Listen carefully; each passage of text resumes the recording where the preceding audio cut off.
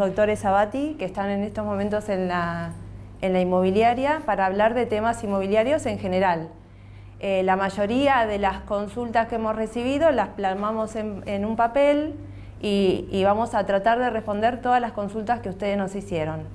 Yo soy Enrique Abati, abogado especializado en Derecho Inmobiliario y además presidente de la Cámara de Propietarios de la República Argentina y autor, junto con mi hijo, Enrique Abati hijo, de obras jurídicas relacionadas con el derecho inmobiliario. Las últimas obras son este libro que comenta artículo por artículo la nueva legislación en materia de alquileres, una ley bastante polémica, y este otro libro que se refiere a los modelos de contratos para la práctica diaria del corredor inmobiliario, del abogado, y del escribano, y en fin, y también de los particulares que deseen hacer sus contratos.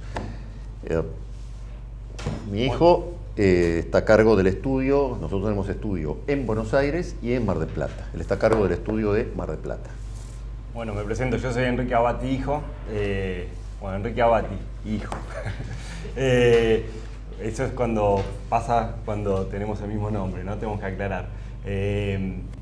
Soy abogado especializado en Derecho de la Empresa y Derecho Inmobiliario. Para el que le interese, acá en Mar del Plata, que yo estoy a cargo del estudio Mar del Plata, mi teléfono es 011 de Buenos Aires, pero bueno, es 011 155 747 8049. Lo repito, es 155 747 8049. Bueno, lo importante sobre todo es que quienes quieran hablar con los doctores pueden comunicarse con nosotros en el caso de que no hayan copiado el número de teléfono, y por cualquier otra consulta que quede fuera del vivo de hoy o que quede fuera, si ustedes nos quieren hacer alguna consulta, la vamos a poder después responder más adelante a cada uno por mensaje privado. ¿Desde cuándo rige la nueva legislación sobre alquileres? Bueno, esta es una ley muy Iluminanos, porque eso sí, es un tema bastante complicado. Claro, para aclarar, es la ley 27.551, que rige desde el 1 de julio del 2020. Esta ley trajo profundas modificaciones en el capítulo de las locaciones del Código Civil y Comercial. Es polémica, como dije, porque ha traído, sopesando los costos-beneficios, es una ley paritaria, como decimos nosotros. ¿Por qué? Porque ha perjudicado tanto a los inquilinos como a los propietarios y, por supuesto, también a los corredores inmobiliarios. Es una ley que debe ser derogada con urgencia. Ya hay varios proyectos para la derogación de la misma, pero todavía no se han plasmado. Sí, la mayoría de las consultas que nosotros tenemos en realidad es sobre el tema de los aumentos. O sea, todo esto que tuvo que ver con esta ley, la ley 27.551, trajo unos aumentos porque tiene un índice especial, y bueno, la gente todo el tiempo cuando viene a hacer una prórroga, una renovación o un nuevo contrato, te pregunta, bueno, ¿cuánto va a ser? Y uno no sabe qué responderle bien. ¿Cuánto va a ser el aumento? ¿Por qué es este motivo de que uno no sabe bien cuánto va a aumentar? No le puede decir es un 30%, va a ser un 40%, ¿por qué? ¿Qué está atado a un índice? Bueno, hay que hacer un distingo fundamental entre las locaciones de vivienda, que es la que mayor problema tienen, estas locaciones habitacionales, y las locaciones del resto de las locaciones, o sea, de locales comerciales, de oficinas, galpones, etc. El tema de las locaciones de vivienda es muy complejo. ¿Por qué? Porque está atada a una norma de orden público. Una norma de orden público quiere decir que las convenciones entre particulares que se plasman en el contrato, si vulneran esa disposición expresa de la ley, son nulas. Entonces hay que atenerse a rajatabla a lo que dice la ley. Y la ley, con respecto a la locación de vivienda, después vamos a aclarar también, porque también puede ser vivienda para vacaciones, etcétera, entonces que tanto acá en Mar del Plata, pero vamos a ver a la locación tradicional de vivienda. Plazo mínimo hoy son 3 años para cualquier destino. El tema central es con respecto a la fijación del precio. ¿Y por qué han aumentado tanto los alquileres? Es muy sencillo. El precio está atado a una indexación anual, una sola vez por año.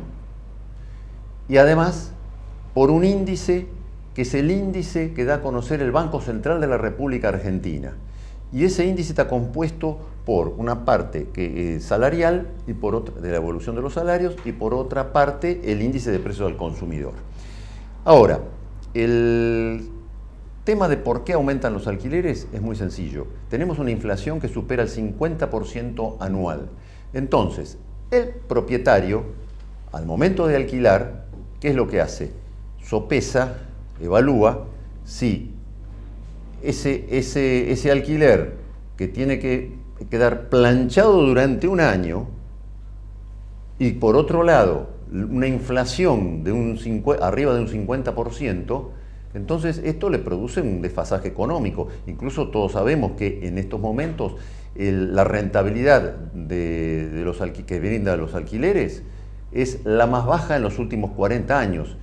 No supera el 2% anual del valor del inmueble antes de impuestos. O sea que es un verdadero desastre para el propietario. Entonces, por eso hay tanto retiro de oferta. Sí, vos lo sabés muy bien. Sí, la gente prácticamente los propietarios en Buenos Aires no quieren alquilar. Claro, a partir de la vigencia de esta ley se retiraron masivamente de la oferta. Algunos se reservan como valor, se guarda el inmueble. Se guardan, y otros... El ladrillo siempre fue la mejor opción, mejor que el dólar.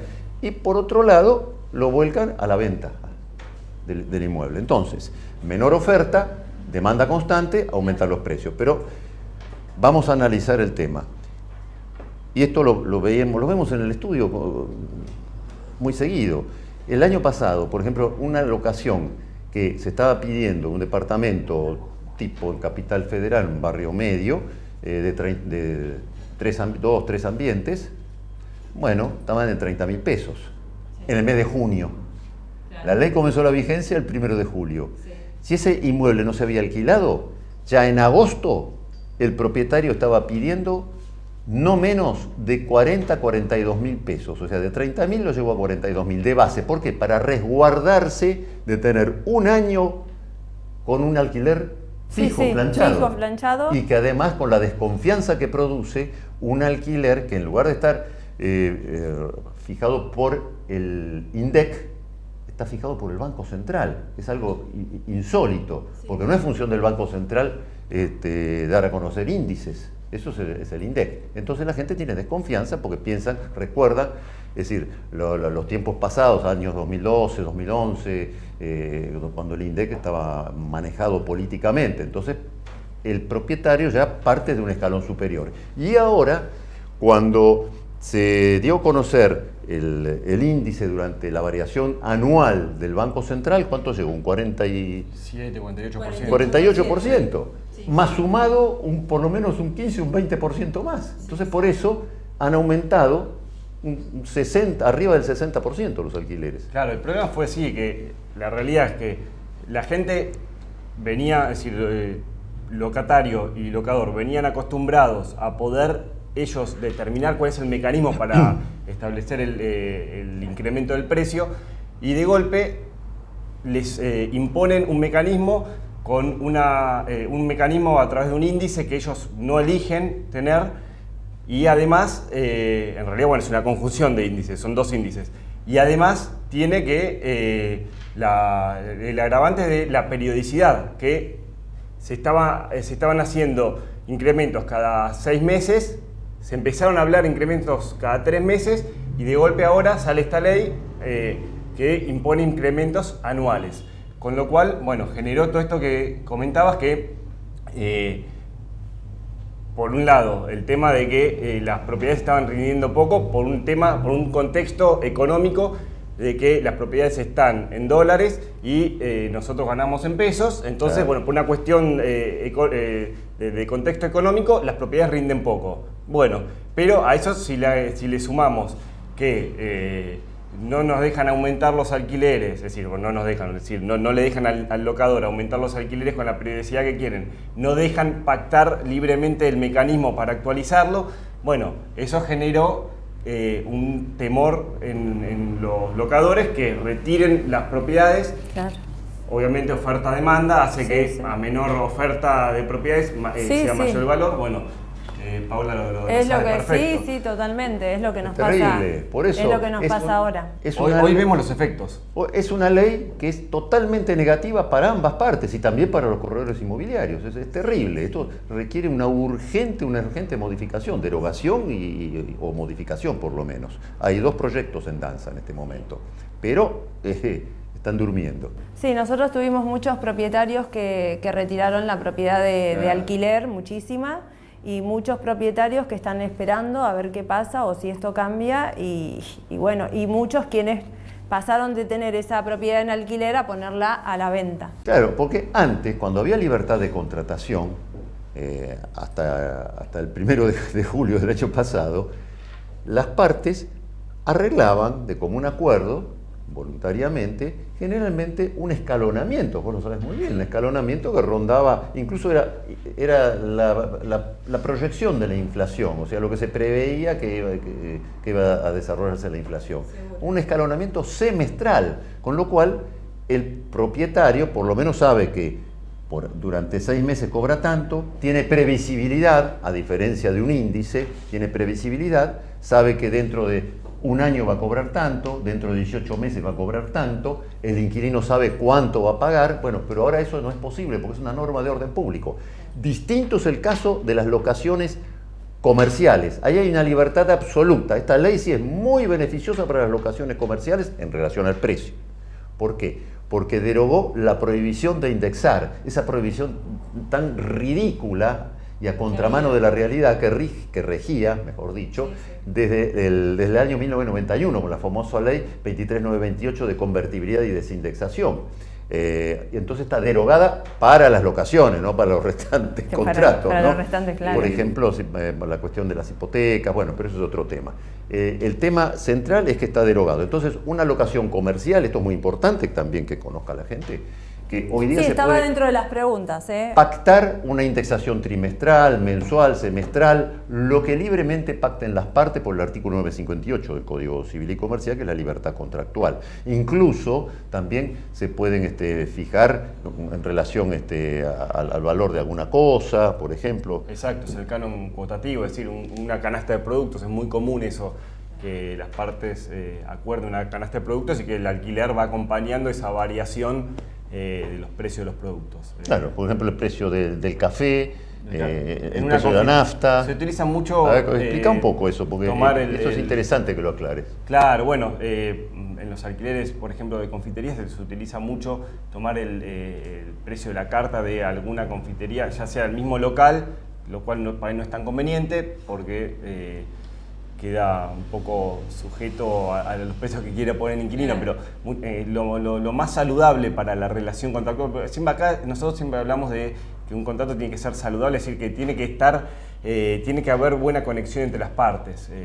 Y siempre por eso es muy importante una muy buena y una muy clara redacción del contrato, no tiene que haber puntos oscuros que den lugar a interpretaciones ambiguas o erróneas, o tendenciosas por parte de las partes, porque uno, si alguna de las partes pierde esa buena fe contractual que se exige para el momento de la celebración del contrato, puede empezar a tener interpretaciones o querer tener interpretaciones que perjudican a la subsistencia del contrato. Bueno, entonces, es una clara redacción del contrato hace que subsista sanamente esta relación. Y en cuanto al precio, bueno, las partes pueden pactar un precio de una canasta de productos. Por ejemplo, hay una confitería A y pactan el precio en relación a una determinada cantidad de productos de la confitería B que está en determinada zona, en determinado lugar. Bueno, y semestralmente se verifica cuánto está esa canasta de productos y eso se traslada al nuevo precio que va a tener que pagar el inquilino. Es común, por ejemplo, pone el café Cabrales, el kilo de café Cabrales, por ejemplo, en supermercado Eso sí, Carrefour. es un supermercado, claro. No, y también las confiterías. Es decir, lo que hay que aclararle a la gente que antes tenía que ser con la vieja ley 23.091, que rigió hasta la sanción, que entró en vigencia el Código Civil y Comercial en el 2015, el 1 de agosto del 2015, tenía que ser exclusivamente para la locación comercial y un producto del ramo de explotación. O sea, si era una estación de servicio, tiene que ser la nafta o el aceite para autos. Si era un bar, por ejemplo, tenía que ser el kilo de café, la Coca-Cola, etc. En cambio, ahora hay una libertad absoluta. Yo puedo fijar el precio del alquiler, la actualización del precio del alquiler de una oficina, por ejemplo, por el kilo de café Cabrales, por ejemplo. Claro. En góndola de Coto, por ejemplo. Sí, siempre es bueno tener en cuenta que cuando se utiliza ese método, no utilizar productos que puedan estar acordados con el gobierno o que tengan algún tipo de limitación en cuanto al incremento de los precios. Así que esas son cuestiones a tener en cuenta. Por eso, con respecto a la locación comercial hay una libertad absoluta. Es muy bueno en ese sentido la ley, pero pésimo con respecto a la vivienda. A la habitacional. Claro. Claro, seguro que sí. Comentamos diferencias entre prórroga y renovación. Hay un tema muy grande con eso, la gente se los confunde. Sí, Acá nos han venido a pedir, por ejemplo, continuar un contrato y nos han dicho, bueno, ¿qué tenemos que hacer? ¿Renovarlo? ¿Prorrogarlo? ¿Qué diferencia hay entre esos dos conceptos? Sí, hay mucha confusión, incluso entre nuestros colegas abogados también. Inclusive entre los colegas. Sí. Bueno, es fundamental. La prórroga es la continuación del contrato ya concluido. Incluso en el artículo 1200, vamos a utilizar el Mataburro, el libro donde comentamos artículo por artículo la ley. El artículo 1218 del Código Civil y Comercial dice claramente, si vence el plazo convenido en el contrato y el locatario continúa en la tenencia del inmueble, no hay tácita reconducción. Tácita reconducción, ¿qué significa? Que se renueva automáticamente, en este caso sería por un periodo de plazo mínimo, son 3 años. Pero eso no existe en la legislación argentina, en otros países sí. Existió hace muchísimos años con leyes de emergencia en materia locativa. Entonces, sino la continuación de la locación en los mismos términos contratados, hasta que cualquiera de las partes dé por concluido el contrato mediante notificación fehaciente. Bueno, esto es fundamental tenerlo en cuenta. Entonces, la continuación del contrato. No se pueden cambiar elementos sustanciales del contrato. Sin embargo, el precio es un elemento sustancial, pero como lo único que se hace es actualizarlo, entonces en ese caso ya la jurisprudencia de los años 70, en virtud de la enorme inflación endémica que tenemos acá en la Argentina, que es decir, desde que yo tengo memoria existe la inflación, bueno, entonces la jurisprudencia ya se pronunció al respecto y dice que el cambio del precio, la actualización del precio, no es novación del contrato. O sea, y la diferencia entonces es, continuación del contrato concluido es la prórroga y la renovación, como la palabra lo dice, es aplicación del artículo 933 del Código Civil y Comercial, que es el nuevo contrato, es una novación de la obligación. Entonces es un nuevo y se parte de cero y ahí sí se aplica la nueva ley. Entonces es fundamental cuando uno tiene un muy buen inquilino y hay buena relación entre las partes, ustedes lo saben como inmobiliarios, entonces continuar con esa locación y a esa locación no se le aplica la nueva ley. Claro, bueno, entonces, eso es importante. Lo único saberlo. que se cambia es el precio, se puede cambiar el fiador, no se puede, explicar un poco el tema de los métodos, porque hay colegas nuestros que han explicado incorrectamente el tema. Bueno, para aclarar primero, como dijo Enrique, subsiste el contrato anterior, con lo cual se sigue rigiendo por la ley anterior. Es muy importante, ese es el quid de la cuestión. Entonces, cuando prorrogamos, estamos extendiendo el tiempo el mismo contrato, ¿sí? Por eso le seguimos aplicando la ley anterior y por eso podemos seguir actualizando el alquiler con el mismo método que veníamos haciendo en el contrato anterior. Por ejemplo, el escalonamiento semestral, que es un método muy bueno porque da previsibilidad, porque yo sé como inquilino cuánto voy a pagar dentro de 6 meses, dentro de un año, es decir, lo que dure la extensión del contrato, que en esto hay que aclararle a la gente que no hay un mínimo. Yo puedo prorrogar un contrato eso por un mes, 6 meses, pregunta. un año, 2 años. El límite máximo es el plazo máximo locativo, que en vivienda son 20 años. A eso hay que descontarle el plazo del contrato original y si hubo una otra prórroga en el medio. Seguro. Pero esto es fundamental tenerlo en cuenta. Y después, otra cosa muy importante, ese contrato no se inscribe en el registro de la AFIP. Claro. Porque no está alcanzado por la nueva ley. Porque no está alcanzado por Seguí nueva con- ley. Exacto. Bueno, en cambio, si las partes deciden renovar, Ah, bueno, se aplica la nueva ley, 3 años plazo mínimo, y bueno, y el mecanismo, si es para vivienda, es el mecanismo que establece el artículo 14 de la ley 27.551, que es el del índice actualizable una vez por año, ¿sí?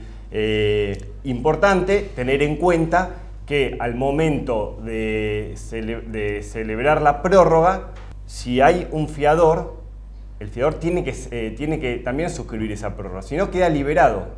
Y no son válidas las cláusulas que estipulan que en caso de que haya una prórroga del contrato, el fiador va a continuar obligado. No, el fiador se obligó por un determinado plazo contractual, que es el que estableció el contrato. Vencido ese plazo, tiene que volver a convocarse nuevamente al fiador para que ratifique su voluntad de continuar afianzando esa relación locativa por el plazo que hayan acordado las partes, que, reiteramos, puede ser un mes, es en la prórroga, un mes, 2 meses, 6 meses. Es decir, lo que hay que tomar es, por ejemplo, si el contrato se celebró por 2 años, recuerden que antes de esta ley el plazo mínimo era 2 años, se celebró por 2 años, se puede prorrogar durante el plazo mínimo 18 años más. Todas Tantas las veces, veces que- claro, todas las veces que quieran, por prórrogas de 6 meses, 3 meses, un lo que año, sea, 5 un año. años, libertad absoluta. Disculpen que reiteramos, pero Esto, porque Es hay un mucha tema muy confusión en el importante. tema. Y No, es que reitero, es un- hay colegas nuestros que lo confunden también. Sí, sí. Vamos a leer lo que es el artículo 1225, que es la caducidad de la fianza. Por eso, como decía Enrique recién, es importantísimo. Caducidad de la fianza. Renovación de la fianza. Las obligaciones del fiador cesan automáticamente al vencer el plazo de la locación, excepto la que derive de la no restitución en tiempo del inmueble locado. Es decir, si el inquilino no devuelve el inmueble, porque venció el contrato y no lo devuelve, el fiador sigue obligado por los alquileres que se siguen devengando hasta Claro. tanto se restituya el inmueble. En ese caso sí. Ahora, si se firma una prórroga, queda liberado a menos que haya también firmado el fiador. Bueno, y se exige el consentimiento expreso del fiador para obligarse en la renovación o prórroga, expresa o tácita, una vez vencido el plazo del contrato de locación. Y es nula toda disposición anticipada que extienda la fianza del contrato de locación original. O sea, por más que ponga que va a seguir siendo fiador, y si no firmó, Sí, si no o sea, firmó- siempre tiene que firmar el fiador. Está bien. No hay ningún problema en cambiar de fiador. Eso es otra duda que Poder hay siempre. reemplazarlo. Sí, no hay En ningún la problema. prórroga, claro, En puede haber fiador distinto en el contrato original que en la prórroga. Lo que no puede haber es con respecto al precio, al método de fijación del precio. Si tenemos un escalonamiento, no podemos pactar después el precio en relación al valor de la, qué sé yo, de la Coca-Cola, por ejemplo. O de Claro, la- no. Tiene que ser el mismo sistema. Que si teníamos semestral, no hay problema si lo bajamos a trimestral o le elevamos a anual. Eso no hay problema, pero tiene que ser el mismo sistema. Porque si no, habría una innovación de la obligación. Eso Está es bien. importante tenerlo en cuenta. Bueno, sí, yo creo que aclarar esto es fundamental porque mucha polémica, la ley es muy polémica y esto de renovación y prórroga trajo... Pero que nosotros mucho. hemos visto por ahí dando vueltas un modelo, por ejemplo, de prórroga, donde expresamente decía, para el precio se fijará conforme al artículo 14 14 de la 27.551. es de la 27.551. Es un disparate jurídico eso, porque No. directamente entra Claro. en el ya plazo mínimo legal de 3 años, se le aplica la nueva ley, etcétera, etcétera. Claro, porque es decir, para aclarar, capaz nos están escuchando. No solo nos escuchan inmobiliarios. hoy. Nosotros hablamos de artículos, pero este artículo 14 de la ley 27.551 es el nuevo artículo que establece el nuevo mecanismo para fijar el precio de los alquileres habitacionales que se firman a partir, se van firmando a partir del 1 de julio del 2020. Entonces, si nosotros prorrogamos un contrato, es justamente para, entre otras cuestiones, no solo para, es decir, la finalidad pueden ser varias. Que las partes quieren celebrar un contrato por un plazo menor al plazo mínimo legal, y o que también las partes quieran seguir manteniendo el mismo mecanismo para actualizar el precio, que es el que tenían en el contrato anterior. Entonces, si vienen a aplicar el nuevo precio de una ley posterior, entonces ya, como decía Enrique, estamos dándole la entrada a la nueva ley, que es lo que se quiere evitar. Claro. Vamos a aprovechar, reitero, Sí. voy a hacer un poquito de marketing, porque ¿Cómo no? es importantísimo que la gente tenga... Con estos libros estudiamos todos. Ahí está, importantísimo. Uno es el nuevo régimen de alquileres, que este libro explica artículo por artículo todos los artículos de la nueva legislación en materia de alquileres. O sea, todo. Con también ya hay alguna jurisprudencia al respecto, todo con citas jurisprudenciales, etcétera, de doctrina y todo. Y después está el otro, que es el de modelos de contratos, que tiene 173 modelos de contratos, donde... Todos los inmobiliarios lo tenemos que tener. Es Sí, así. eso sí, pero no solamente los inmobiliarios, también los locadores y los inquilinos, para Sí, saber sí. qué es lo que van a firmar, etcétera, etcétera. Claro.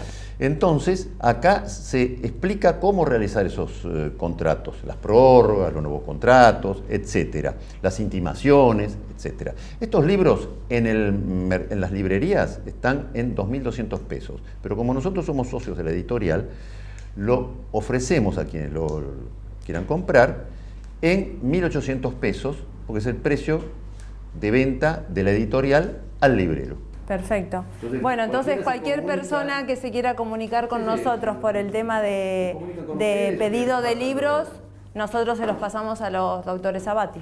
Sí, se les envían, obviamente más los gastos de envío, si no lo retiran, si es que está en Mar del Plata, lo retiran del estudio, no sé, o acá mismo también. Pues pueden venir a retirarlo acá en la inmobiliaria, si nos dan una mano. Seguro que sí, lo pueden retirar acá en la inmobiliaria. Claro, lógico. Sí, no hay problema. Bueno. ¿Qué pasa si el propietario me pide pagar más de 2 meses por anticipado o por adelantado, que es una de las consultas que me hicieron? ¿Qué pasa? ¿Se puede? ¿No se puede? Bueno. ¿Me pueden pedir más de 2 meses juntos? ¿Me pueden pedir 2 meses de depósito? ¿Me lo pueden pedir el depósito en dólares? Bueno, Son varias preguntas. Acá no, pero acá hay que hacer una distinción fundamental. Volvemos. Sí. Locación de vivienda, locación comercial, Bien. oficina, galpones, lo que Sí, sea. sí. Hay un abismo entre uno y otro. Con respecto vamos a empezar por la locación comercial. Sí. Hay una libertad absoluta. Bien. Yo propietario le puedo pedir al inquilino, si estamos de acuerdo, que me pague todo el contrato por adelantado, incluso. Todo completo, o 6 meses, o un año, lo que fuere. Y si yo estoy de acuerdo, lo pactamos de Claro, esa generalmente manera. a través de una rebaja, siempre. Sí. Generalmente, está bien. Y el depósito de garantía, ningún problema tampoco. ¿Por qué? Porque el depósito de garantía no tiene ninguna limitación con respecto a la locación comercial. O sea, yo le puedo pedir, si es una locación, plazo mínimo, no olvidemos que ahora son 3 años. 3 años, los usos y costumbres siempre fueron, y en la legislación anterior, antes de la ley nueva, era un mes por año. O sea, un mes de depósito, un alquiler por año de vigencia del contrato. Si tenemos 3 años serían 3 meses de depósito, pueden ser 6 meses, eso depende de, en fin, si el locatario es una persona solvente, si el fiador del locatario es muy solvente o no es muy solvente, entonces se exigirá mayor depósito cuanto menor sea la solvencia del locatario, o sea, del inquilino o de su fiador. Entonces, nada impide 6 meses, aunque el contrato tenga 3 años. Pero con la locación de vivienda es totalmente lo contrario. Explícalo vos bien porque... Bueno, en cuanto al depósito en garantía me vuelvo a los alquileres que no son de vivienda, el depósito en garantía puede ser constituido en moneda bueno, extranjera. claro. ¿Sí? En pesos también, pero también en moneda extranjera. Y si es constituido en pesos, no es obligatorio, salvo que lo pacten las partes, que sea devuelto actualizado. ¿Sí? Y esto lo digo porque en los alquileres de vivienda, y ahora entramos en los alquileres de vivienda, sí se exige que el depósito en garantía sea restituido, actualizado al último alquiler al último alquiler vigente que tiene que abonar o que abonó el inquilino. ¿Sí? Déjame hacer alguna aclaración. Nosotros en el estudio, por razones de justicia, siempre ponemos en los alquileres comerciales, si bien no es obligación, que va a ser devuelto conforme al último alquiler vigente, porque si no se licúa totalmente, es decir, con una inflación de un 50% anual, en 3 años no queda nada del depósito, es algo simbólico. Entonces es de estricta justicia que se actualice.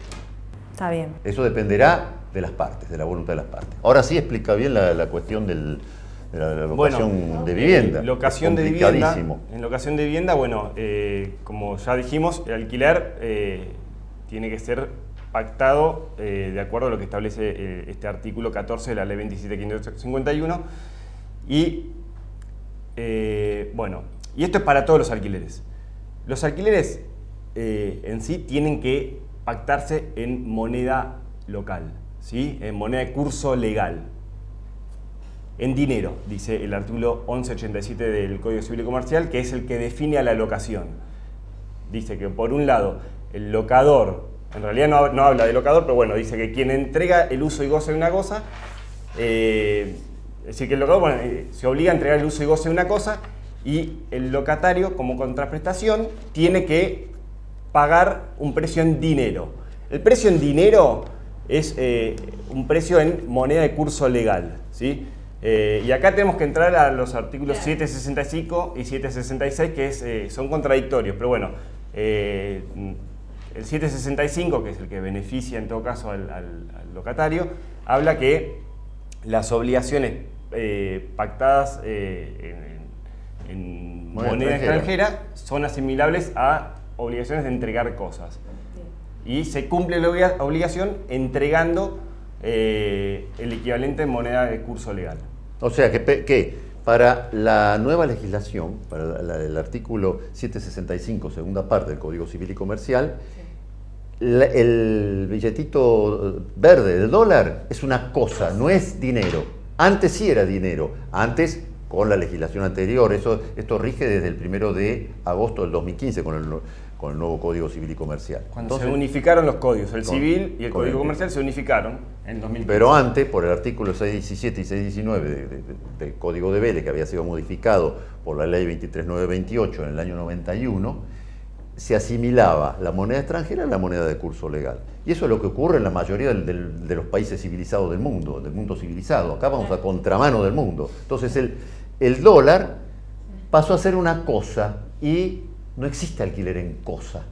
Claro. Yo quiero hacer, esa es una de las preguntas de uno de los propietarios, me preguntó eso. No estamos ante un contrato de alquiler, estamos ante un contrato atípico, totalmente atípico, que puede traer muchos problemas a la hora de hacerlo cumplir y qué sé yo. Entonces podemos terminar en un juicio, de esos juicios largos e interminables. Entonces hay que tener mucho cuidado al momento de redactar el contrato. A ver, ahora, la realidad es que las partes lo pactan, muchas veces pactan alquileres en dólares, y mientras se cumpla no hay problema. El problema es cuando una de las partes deja de cumplir, y ahí viene el problema porque, como decía Enrique, no estamos ante un contrato típico de alquiler.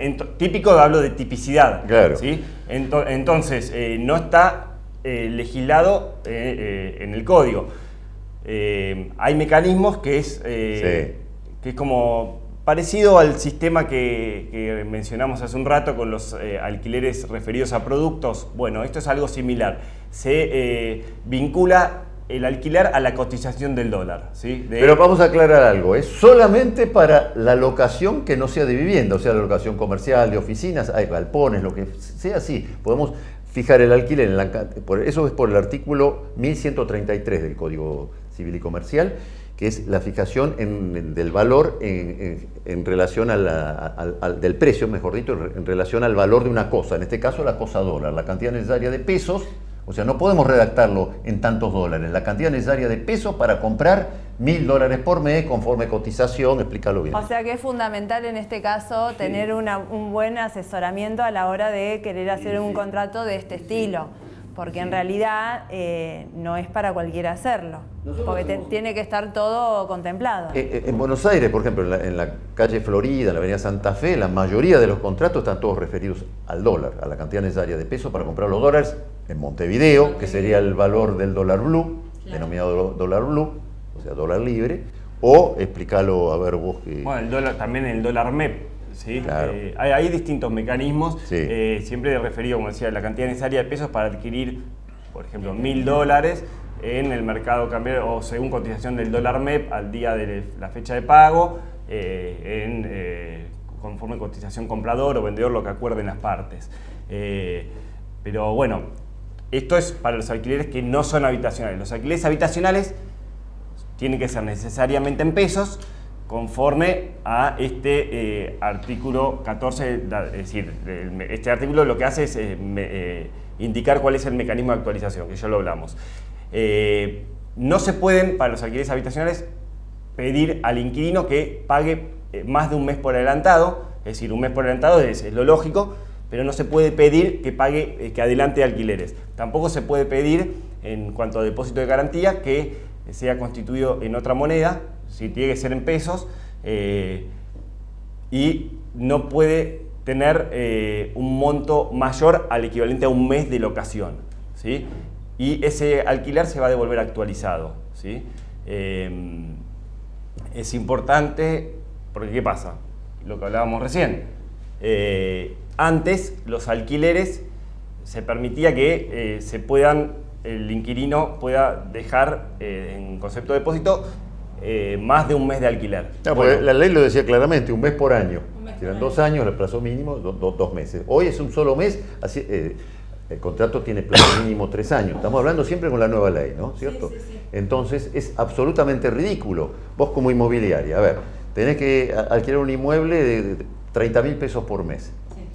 El inquilino destruye el termotanque. ¿Cuánto vale un termotanque? Sí, mucho más que eso. Mucho más que un mes de alquiler. Valen 70, 80 y 90.000 pesos. El aire acondicionado, por ejemplo, sí, arriba también, de 100.000 pesos. Entonces no sirve para nada. Pero hay una solución. Bueno, la solución es que sea un tercero, que puede ser el fiador u otra persona, que refuerce ese depósito en garantía.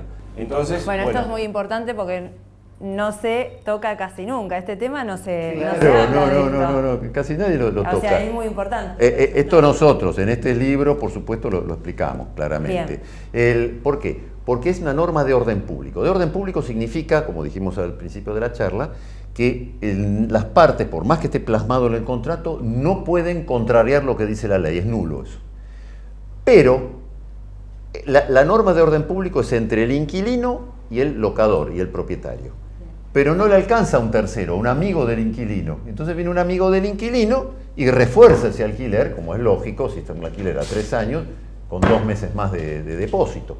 Entonces, en lugar de, si es un alquiler de 30.000 pesos, el inquilino deposita 30.000 y el amigo del inquilino, o el mismo fiador, que es un tercero, a quien no le alcanza la disposición de orden público, entonces refuerza con 2 meses más y lleva a 90.000, que es un alquiler, digamos, un depósito lógico para un alquiler de 30.000 pesos. Incluso lo puede entregar en moneda extranjera, no el inquilino, el tercero. El tercero. Eso es bueno.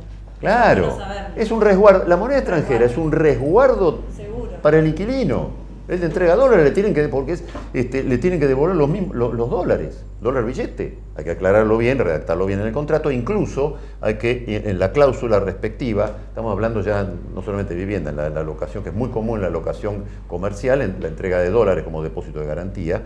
Entonces hay que redactar muy bien esa cláusula, porque en caso que el locador tenga que utilizar, por deuda del inquilino, ese dinero en dólar billete, tiene que venderlo, pero lo tiene que vender como claro, al dólar oficial. Al dólar oficial, entonces, si no dice nada el contrato. Por eso, entonces, perjudica al inquilino.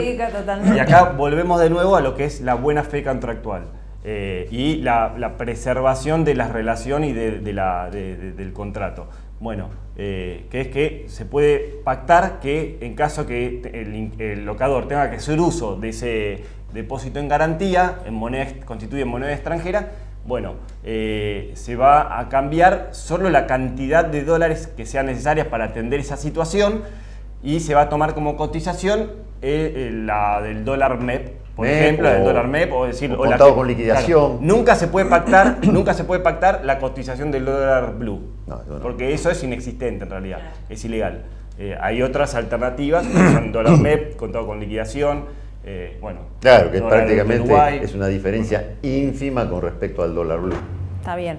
Una de las preguntas que me acaban de alcanzar dice, ¿se puede pedir depósito de alquiler un mes al valor del último mes? No. No. No, porque además no se sabe cuánto va a ser. Claro, porque no si se nosotros sabe. tenemos un índice que se va publicando mensualmente, entonces No no lo vamos a saber. salvo que tengamos facultades adivinatorias, no sé. La bola de cristal. Yo no las tengo.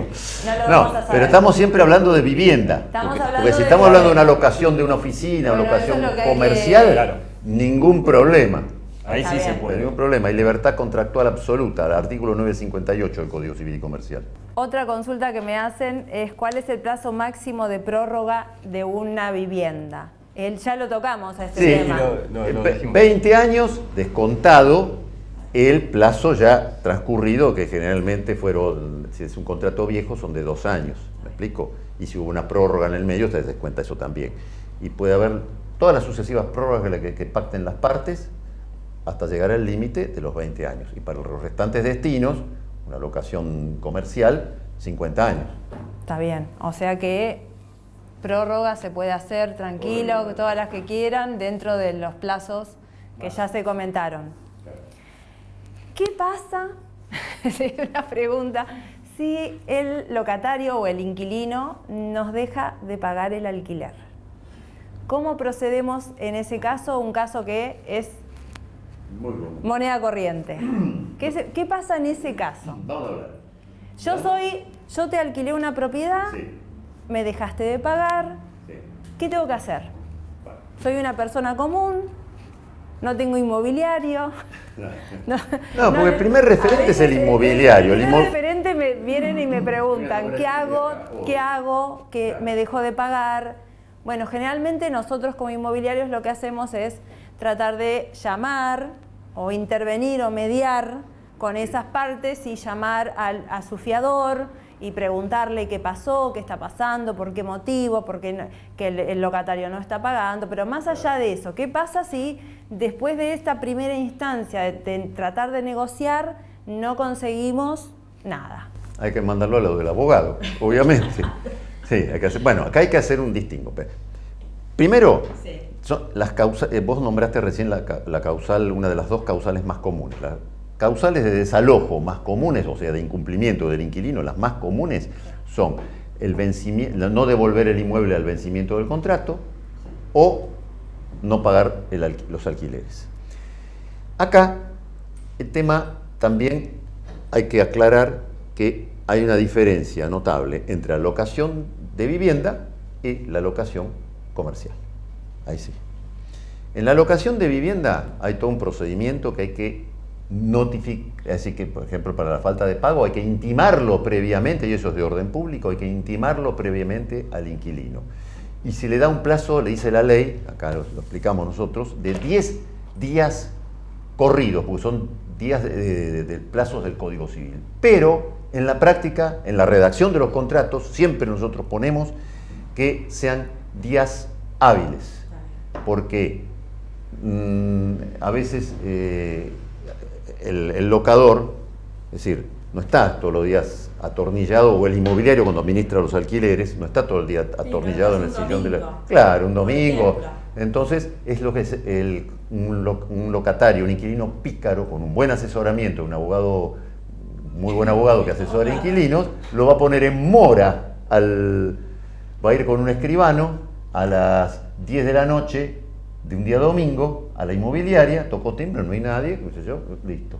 Porque los plazos en derecho se cuentan desde la 0 hora a la hora 24. Entonces, por eso siempre, cuando redacten un contrato, hay que poner que el pago del alquiler es, o por depósito bancario, obviamente, o si no, si es en la inmobiliaria o en la casa del locador, es días hábiles en el horario De tal a tal hora. Y después Sí, de eso, en el horario nada. que está Porque si no, abierta la lo inmobiliaria. ponen en mora, se llama la mora del acreedor, se lo pone en mora al acreedor, o sea, el inquilino. Y ahí ya complica todo el juicio. Pero bueno, se le dieron 10 días hábiles, no pagó, tiene que ser 2 meses de mora. 2 meses de mora. Nada impide, porque no es de orden público eso. Perdón, se lo puede intimar para, ni bien ya, si se pacta que el plazo para el pago del alquiler es del 1 al 10, el día 11 no pagó, se le puede ya mandar la carta de documento para ese primer mes. Ahora, para lo que el doctor va a estar explicando más adelante, que es el juicio de desalojo, bueno, se requiere que haya un incumplimiento de 2 meses, Dos. es decir, que no haya pagado por 2 periodos el inquilino. Claro. Bueno, acá también hay que distinguir entre la locación comercial y la locación de vivienda. En la locación de vivienda es ineludible la intimación previa. Porque en la locación comercial no, porque la mora es automática. Entonces se pacta en el contrato, la mora automática, entonces no hay que intimarlo. Te pagaba del día primero al 10 como límite. El día 11 del segundo mes ya ahora no se puede iniciar directamente el juicio como antes de desalojo. Hay que pasar por esta ley trajo una modificación, que es la mediación previa. Todo para dificultar el desalojo. Y eso en realidad se le vuelve en contra al inquilino. Porque cuanto más difícil, más largo es un juicio de desalojo, entonces el locador es como las compañías de seguro. Cuanto mayor es el riesgo, mayor es el valor de la póliza. Entonces parten de alquileres mayores, etcétera. Todo eso redunda en contra del inquilino. Por eso nuestros legisladores parece que viven en Marte, no están en la realidad de las cosas, no leen historia. Sir Winston Churchill decía, read the history, o sea, lean la historia, les decía allá en sus famosos discursos. ¿Por qué? Porque hay que ver la historia. Cuando tenemos una intervención tan grande del Estado en las relaciones entre particulares, sucede lo que está sucediendo ahora, que la gente retira porque tiene miedo de alquilar. Entonces, ahí vienen los problemas. Entonces, hay que intimarlo previamente el inquilino. En cambio, la locación comercial llegó el día 11 del segundo mes y ya pedimos la mediación. Claro. Entonces, ya Sí, quedó como que el la mediación. mecanismo La es mediación mucho más se fácil. trata de arreglar. En la mayoría de los casos, cuando el inquilino decidió no devolver el inmueble o no pagar el alquiler, olvídense. Entonces ahí vienen los problemas. Entonces después, fracasada la mediación, se puede iniciar el juicio. Pero al inquilino de vivienda hay que intimarlo previamente. Si no pagó, entonces ahí se pide la mediación, y ahí interviene el abogado, obviamente. No, seguro que sí. Y bueno, y ahí es obligatoria la mediación antes de iniciar el juicio. Es muy útil, lo que comentabas, Paula, de poner en autos, es decir, a noticiar al fiador, porque muchas veces el fiador no sabe esta situación. Y cuando reciben el llamado, ya sea del propietario o de la inmobiliaria, comentándole qué es lo que está pasando, generalmente toma cartas en el asunto y muchas veces eso destraba la situación. Sí, muchas veces. Y la intervención del corredor inmobiliario también, ahí mediando un poquito también, es muy útil. Sí, nosotros tratamos de hablar con las partes para decirles que es lo que está pasando. Porque Y al fiador, siempre tienen que hablar con el fiador. Mire lo que le va a pasar a usted, lo van a embargar, etcétera, etcétera. Claro, tal cual. Siempre tratamos de resolverlo de esa manera, pero bueno, a veces tenemos éxito y a veces la verdad que no. Por eso hay que aclarar, una cosa es el juicio de desalojo y otra cosa es el juicio de cobro ejecutivo de los alquileres, como bien decías vos. Con un solo mes ya podemos iniciar las acciones, embargo preventivo, etcétera, todo contra el fiador, por ejemplo, porque elegimos o el fiador o el inquilino, o a los dos al mismo tiempo. Y a lo mejor todavía no pasó el segundo mes de mora, pero para poder iniciar el juicio de desalojo tiene que pasar el otro mes. Pero mientras tanto ya tomamos cartas en el asunto y ahí no hay mediación previa para el cobro ejecutivo. Esto es muy importante. Eso es muy importante. Por eso es importante la labor de ustedes, la labor tuya como inmobiliaria, llamar por teléfono al fiador y decirle, mire, ya se lo pasamos al abogado. Claro, sí, y lo van a embargar. Claro, Entonces, sí, eso es fundamental. Encargar de pagar y de ponerlo en la realidad de las cosas al inquilino, que generalmente es un pariente, un amigo, bueno, en fin. Sí, generalmente o es amigo o es pariente, por eso le salió de garante, ¿no? Claro, ahora hay que aclarar también que las fianzas, las compañías de fianzas que existen, o los seguros de caución, hay un límite. Ellos no afianzan todo, porque un fiador, digamos, persona humana, salvo que limite su fianza. No, es fiador con claro, todo por los daños y perjuicios, se rompió el inmueble y todo, pero por ejemplo, un seguro de caución, una de esas fianzas, compañías de fianzas que existen, que dan fianzas por ahí, sí. Lo único que afianzan son los alquileres, y algunos hasta un cierto límite, hasta un cierto monto, pero si destrozó el inmueble, ellos no responden. Eso es la enorme diferencia entre un fiador, persona humana, y un seguro de caución, por ejemplo. Claro. Mismo también el seguro de caución, esto hay que decirlo, es importante, porque, a ver, la realidad es que para los inquilinos no siempre es fácil conseguir un fiador. Entonces, el seguro de caución vino a traer una solución muy útil y que la verdad que conforma bastante a las partes, pero el locador siempre tiene que leer bien la póliza, porque hay veces que la compañía de seguros exige que le sea comunicada la situación de impago, es decir, la falta de pago del inquilino, que le sea comunicada dentro de los 2 o 3 meses. No, antes, algunas 70, yo he visto pólizas 72 horas, hay que notificarlo fehacientemente al de la fianza o al del seguro, o la compañía de seguro de caución, que también hay una diferencia abismal. El seguro de caución está dado por compañías de seguro, con vigilancia de la superintendencia de seguro. Las otras son compañías privadas de fianza que nadie sabe la responsabilidad que tienen. Me refiero al patrimonio que tienen para responder. Uno sabe que una compañía de seguros tiene su respaldo. Otra cosa, ¿no? Bueno, entonces transcurrió ese plazo, después la compañía le puede decir, no me avisaste en término, está en el artículo, en la cláusula B1.3.2.a, ahí abajo, bueno, la famosa letra chica. Claro. Bueno, entonces no estoy obligado a responder. Entonces habrá que citarla en el juicio para que responda, el juez tendrá que dirimir esa cuestión porque lo van a plantear como una falta de excepción. Todo complicado. Entonces hay que leer bien la póliza y ver si se acepta o no esa compañía de seguros, ¿sí? Para tomar esos recaudos. Claro. Es importante.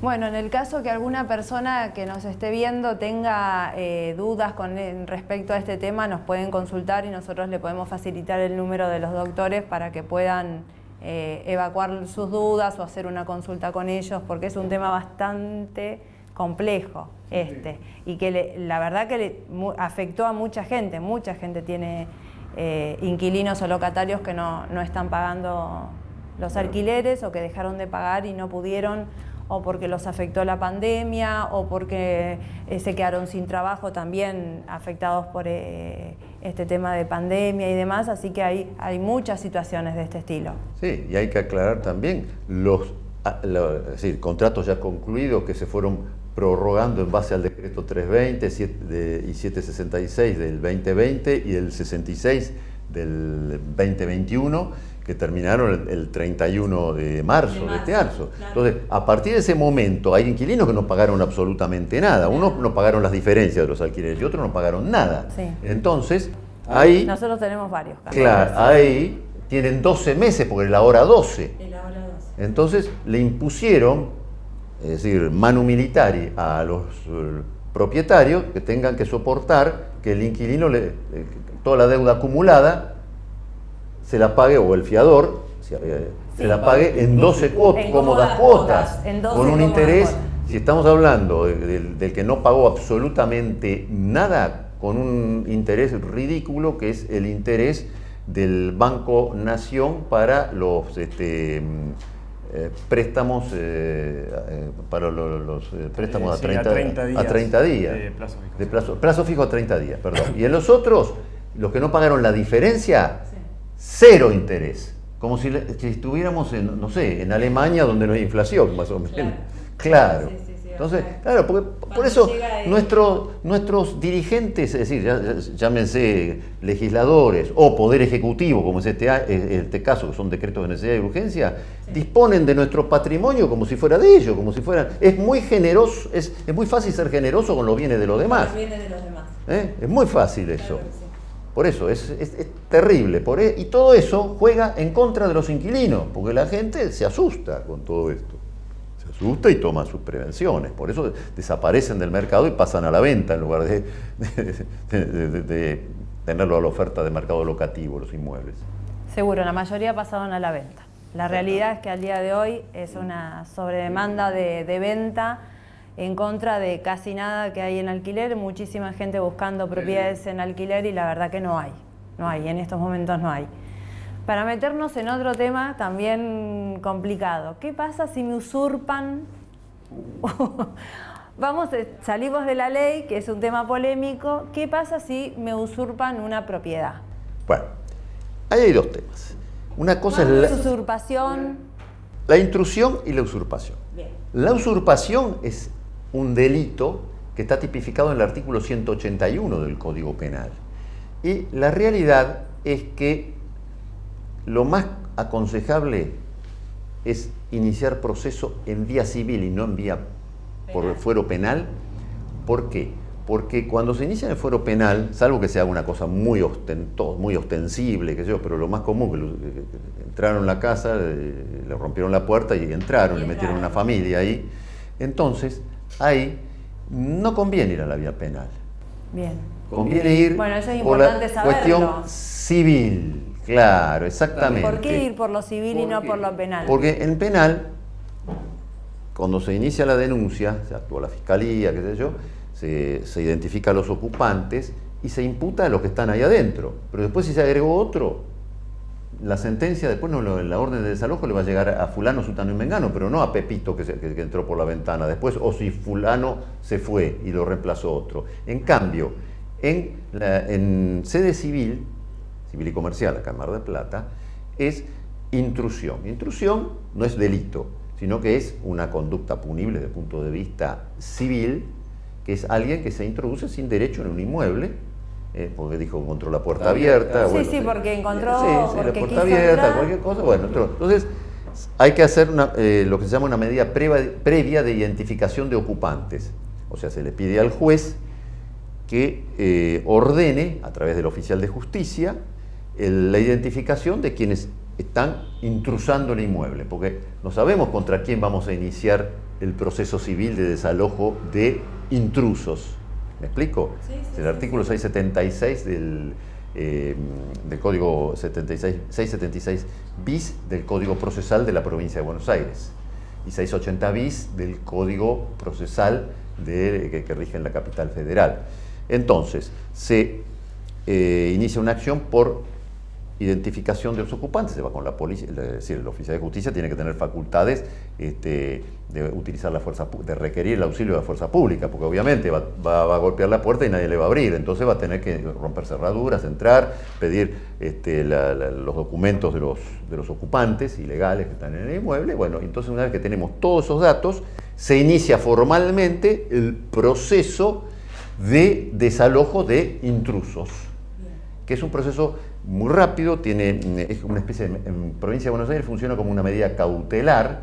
¿Por qué? Porque una vez que están identificados los ocupantes, se los notifica de la demanda, trabada la litis, acreditada la verosimilitud del derecho, eso ya con el antecedente del mandamiento de constatación de la ocupación de ocupación, porque el oficial de justicia le va a requerir, eso hay que pedirlo en la demanda obviamente, hay que requerirles las razones de por qué ocupan el inmueble. Entonces, si tienen un contrato, generalmente aparecen con los contratos truchos. Claro, lamentablemente están asesorados por colegas nuestros.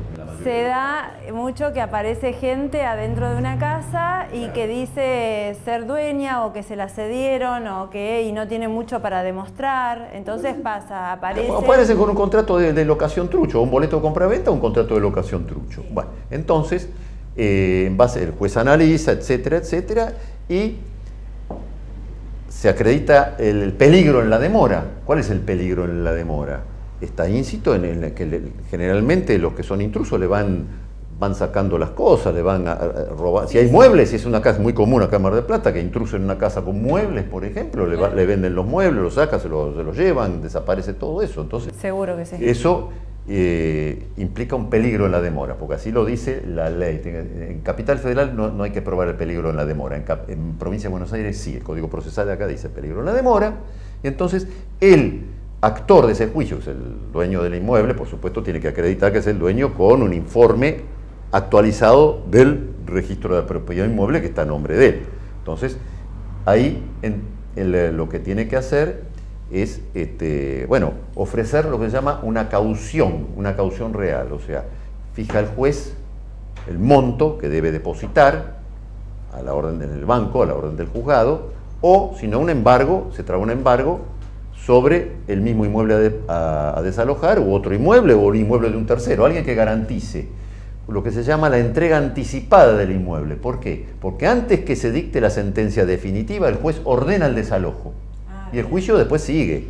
Pero ordenó el desalojo, ya el inmueble está a resguardo. Sí, eso sí, fundamental poner a alguien que lo vigile adentro o tapiarlo directamente. Claro. Es decir, tapiarlo todo. Eso se ve mucho en hoteles, en lugares que fueron abandonados o que dejaron de tener movimiento y que de un día para el otro tenés gente adentro. Entonces, ¿qué se hace en esos casos? Exactamente. Entonces, eso es importantísimo. También queremos aclarar que en la mayoría de las provincias existe el mismo procedimiento de entrega anticipada del inmueble, en provincia de Buenos Aires también, en Capital Federal también y algunas provincias, que con respecto al desalojo común por falta de pago o vencimiento del contrato, trabada la litis, o sea, notificada la demanda, acreditada la verosimilitud del derecho, por eso es muy importante tener los contratos con firmas certificadas por escribano.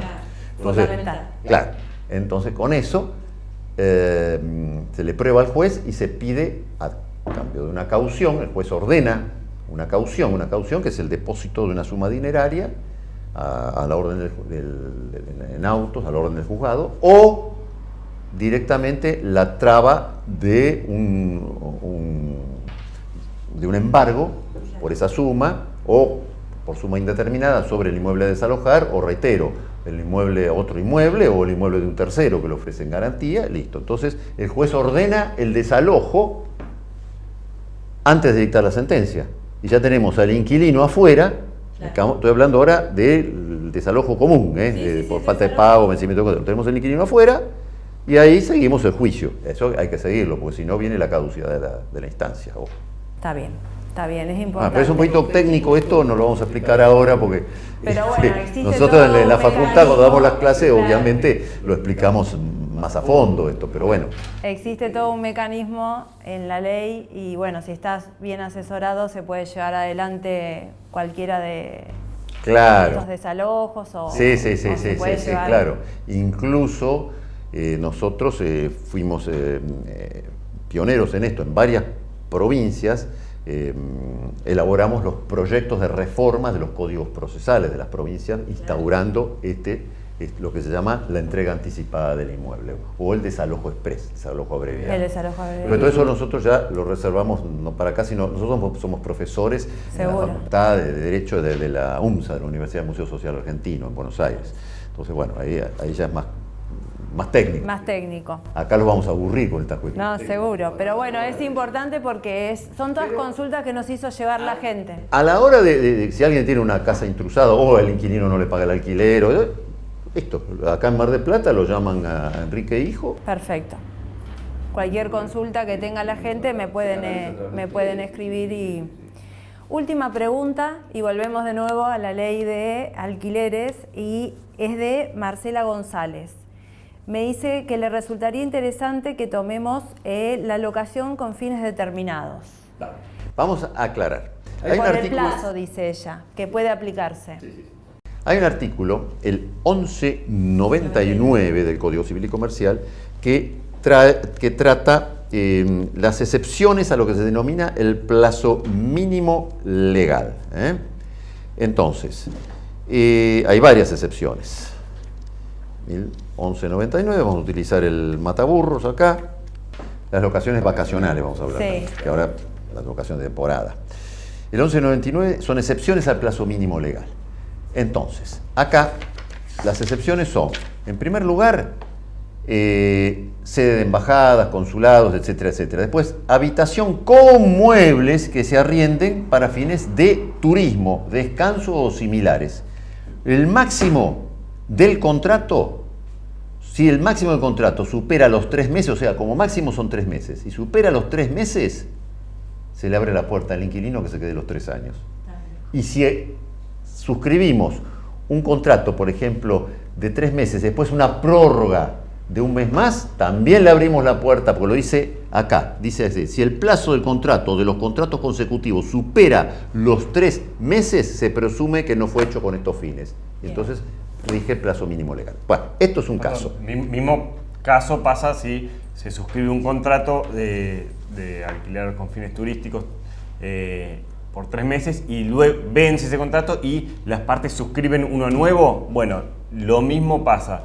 Se entiende que no es un contrato con fines turísticos y se abre la puerta al inquilino a querer invocar que se trata de un contrato de un contrato habitacional común con un plazo mínimo legal de 3 años. De 3 años, bien. Por eso es muy importante. Un tip fundamental antes de que cerremos esto. Sí. Por eso, si vamos a hacer una locación por mayor plazo, eso y para aunque sea vacacional, cumplimiento de finalidad determinada. El artículo que leí, el 1199, última parte, habla de la locación para el cumplimiento de una finalidad determinada. Por ejemplo, yo vengo a estudiar acá a Mar del Plata, vivo en Balcarce, vengo a estudiar a Mar del Plata, por ejemplo, Eso por es 6 importante meses. que yo lo ponga dentro de ese contrato, dentro de los considerandos, como algo bien importante. Exactamente. Y el título del contrato, contrato para cumplimiento de finalidad determinada, entre paréntesis, artículo 1199, última parte. Entonces yo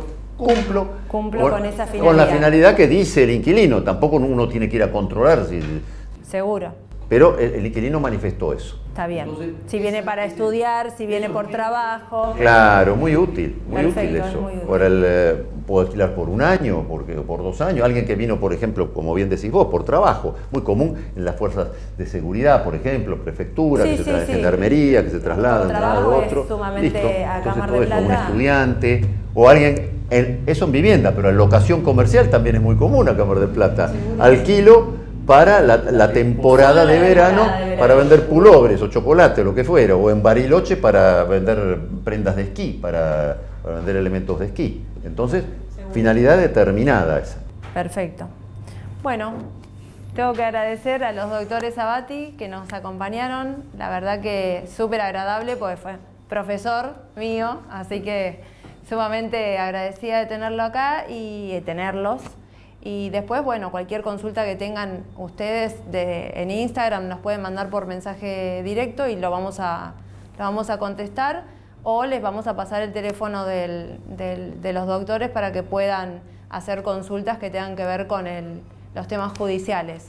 Con respecto a la ley, hay mucho para conversar, vamos a tener más otras entrevistas, me parece que esto da para largo, me parece que son muchos temas, nos quedaron un montón de temas por tratar y muchas preguntas. La compraventa en dólares, cómo asegurarse de cobrar los dólares. No, tenemos material para otra charla en breve, pero bueno, un gusto, súper agradecida de tener a los doctores acá, muchísimas gracias.